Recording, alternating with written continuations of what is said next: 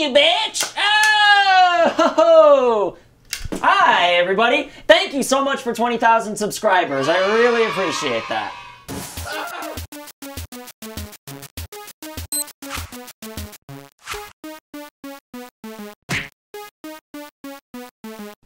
Today we're going to be taking a look at Xenoblade 2. I know it's been out for a little while, but it's a long game, and I needed some time to really get to know it. On second thought, I'm going to play Strip Solitaire since we have 20,000 subscribers now, and you already clicked the video! Well, I guess it's time to take my pants off!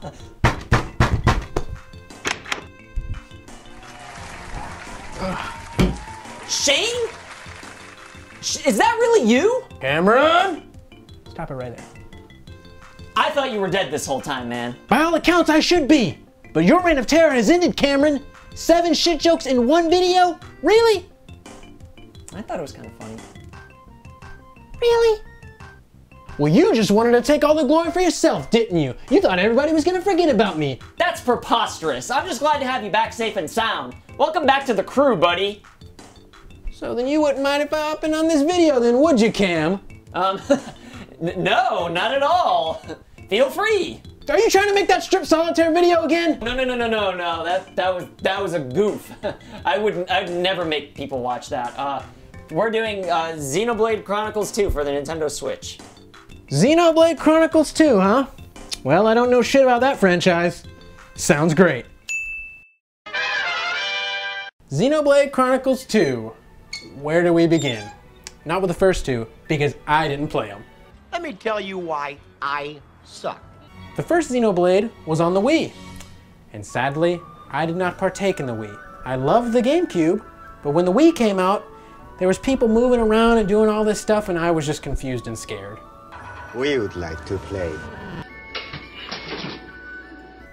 And Xenoblade Chronicles X was on the Wii U, so enough said there, right?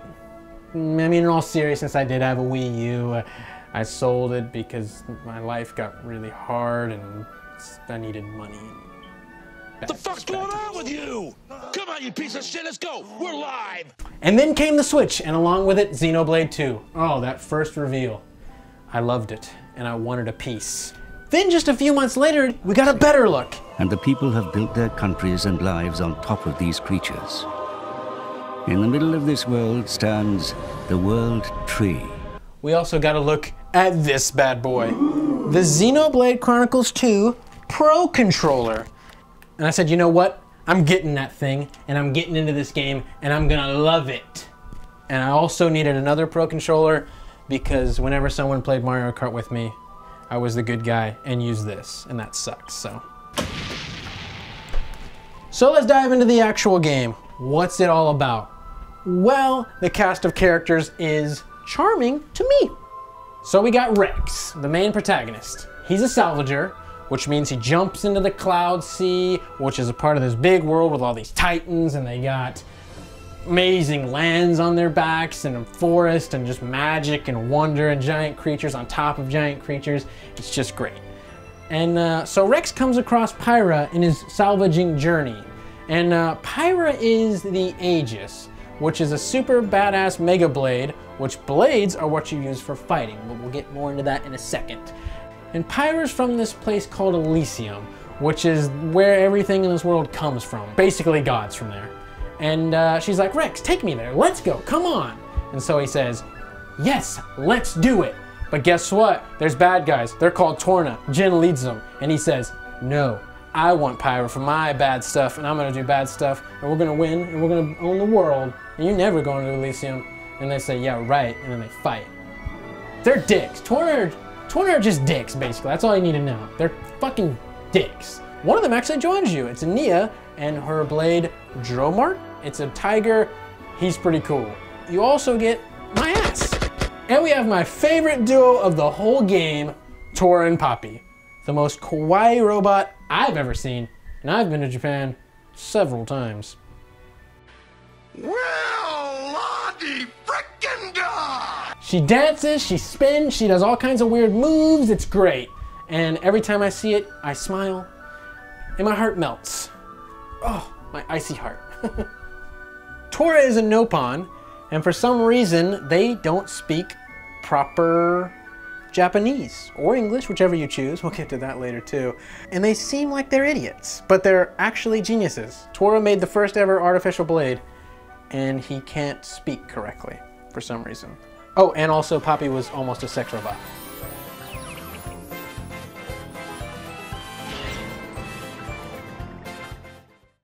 When it comes to RPGs, I consider myself more of a classic JRPG type of guy. Turn-based, select your moves, yada yada yada, you know the deal. But this game threw my ass for a loop. The battle system is crazy, over the top, a million things to do. Buttons here, buttons there, there's combos here, combos there, mega this, mega that, it's fucked, okay? But guess what? They throw it at you inch by inch, and I love it. Truth be told, I actually did give Xenoblade 1 a try on my 3DS, and I played it for about 15 minutes, and I said, what in the fuck is going on here? And I threw my 3DS in the trash that day. They said, do this, do that, do that, do that, do that, immediately. And I was like, no! No, I'm not gonna do that! The first few hours, or maybe first dozen or so hours, maybe even first couple dozen hours, are filled with tutorials, but I don't mind because I'd much rather have that than it all crammed down my throat. I go, ooh, I can do this, ooh, I can do that, oh, I can combine this with that and do that now? That's great. And it only lets you do a little bit at a time. It gives it to you piece by piece, not all at once, which I love. And in battles, you use your blades. Yeah, that's right, there's more than one. You get to unlock more blades with core crystals, and I had a whole heck of a mess of fun doing that. You pick up common core crystals, rare core crystals, this core crystal, that core crystal, from battles and main story events, and each one unlocks a blade. Common core crystals, you know, you might have to use a few of them, but you'll definitely get a super badass and cool friend. There's different types, different classes. There's tanks, there's attackers, there's healers, you got it all, okay? And certain characters have advantages for different types of blades. Like Mia's a healer, she gets a little healing boost. And Rex is an attacker, gets a little attacking boost. And when you use these blades, each one has driver abilities, depending on the class, and then driver arts. You use the driver abilities to power up the arts. And then you unleash hell upon your worst enemies. Just look at this giraffe. What a poor guy. But I killed him. I killed him dead. In the arms of the angel. And sometimes you come across these humongous monsters, level 70, 80, 90, 100. And if you even get anywhere near them, they just do this and you just die. But I don't mind because you know what? Later I'm gonna come back and whoop their ass. And that's the bottom line because I said so. Not Stone Cold. What? And of course you got your boss battles. And for some reason in the game, no matter how much you whoop their ass, in the cutscene afterwards, it looks like you either lost, ran away, or barely won. I don't know why. But I'm only at the beginning of the game, so maybe later. I don't know. And now onto the aesthetics of the game. I love the art style. I love the Titans. And I love the world! The characters look so cute and anime and fun, and there's boobs and shit everywhere for some reason. There's a lot of jiggling boobs. Fonsamia is beautiful. Go there and stay forever. Don't ever leave, especially when it's raining. God, why would they leave? Why would you leave? Fuck! Are you fucking kidding me? We're live! Son of a bitch. And while you're exploring these areas, oh my god, the music is amazing. Yasunori Mitsuda killed it once again. He did Chrono Trigger. If you don't like that, fuck you. The atmosphere that these songs bring is unbelievable. It's incredible. It's outstanding. It'll knock you right off your feet. There's only a few problems I had with this game so far, and the first one is it could have used a little bit more polish. Just an ass hair. When you load into a town, for some reason it looks like a Nintendo 64 game for about 5 seconds. I kind of like it though. Also, the voice acting is probably the worst I've ever heard in a video game. It's not even so bad it's funny, it's just bad. So immediately download the day one patch and put Japanese voice acting on there. You'll thank me later. I can't help it. Can I? And finally, the worst thing in the entire game, if you've played it, you know what I'm about to say. The waypoint.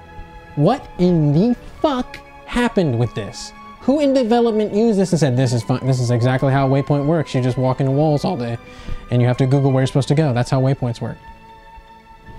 Who did that? All in all, I think Monolith Soft did a great job. If you like RPGs, you might like this one, you might not. Give it a shot. You got a Switch, right? There's not that many games. Go buy it. All right, guys, that's my first video. Let me know in the comments if you liked it. Let me know if you didn't like it, and I'll see what I can do to improve it for you. And if you did like it, subscribe, and I'm gonna be working on a lot more now. So yeah, start the music. Start the music. Start the music! So I want to say thank you to your loyalty. Thank you for your support. Cameron, it's a PG channel. What in the apples?